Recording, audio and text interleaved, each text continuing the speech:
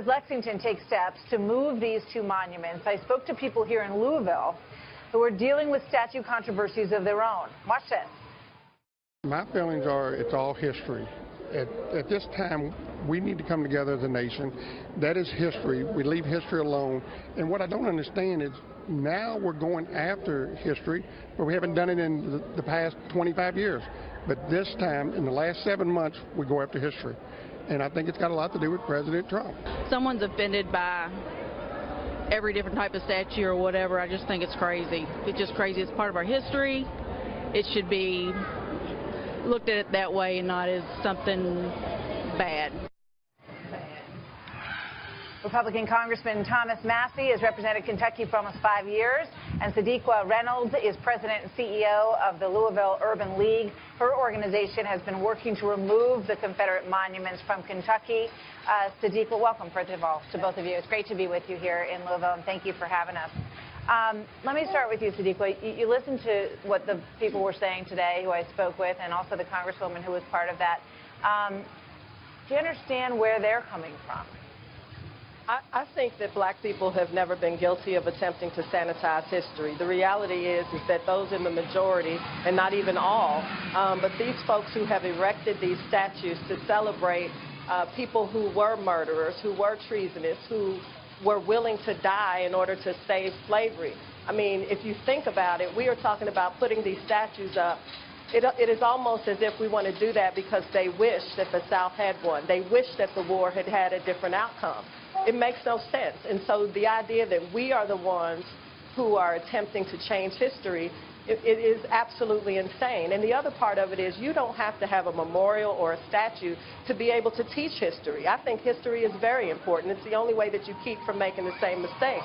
That being said, we can do that in a school setting, in a museum setting. You don't have to have monuments and Confederate flags to celebrate something that was so damaging. And so the idea that we are really attempting to be inclusive in this country, clearly not. We have, I think, people have dehumanized black people and the black experience so much that there is no ability to even see what kind of damage something like this can cause. So it's not about not talking about our history and not talking about what we have lived. We need to, and we want you all to do that. We want all of us to do that together. But to celebrate people who were willing to die to keep an entire people enslaved, no, those statues need to come down. It's a very interesting take, Thomas. And, you know, you listen to what Sadiqa says, and, you know, you understand the argument on your side.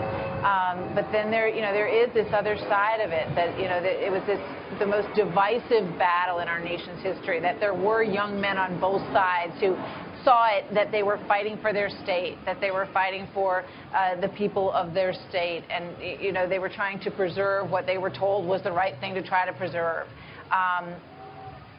Do all those need to come down, and is the manner in which some of these are coming down disturbing to you?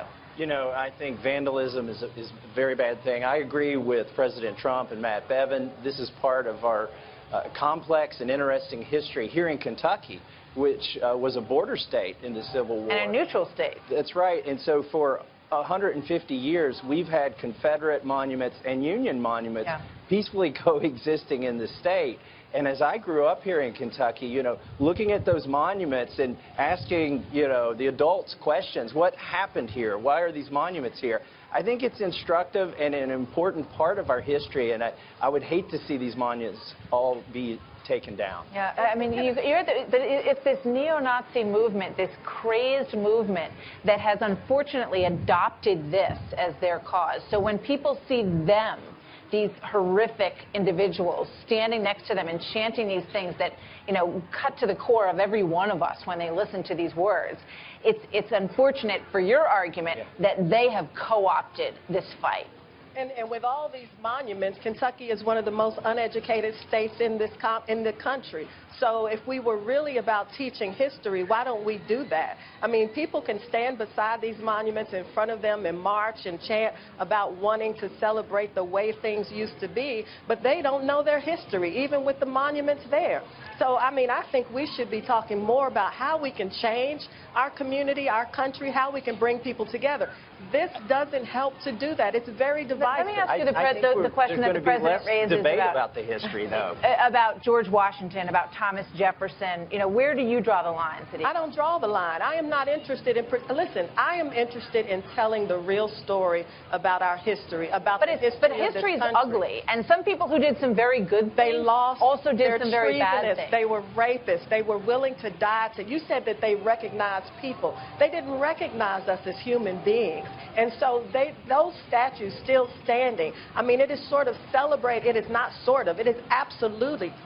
So Thomas Jefferson, would you take down the Jefferson Memorial, just for example? And I got to go. Listen, I don't care. I don't care. You are going to learn history.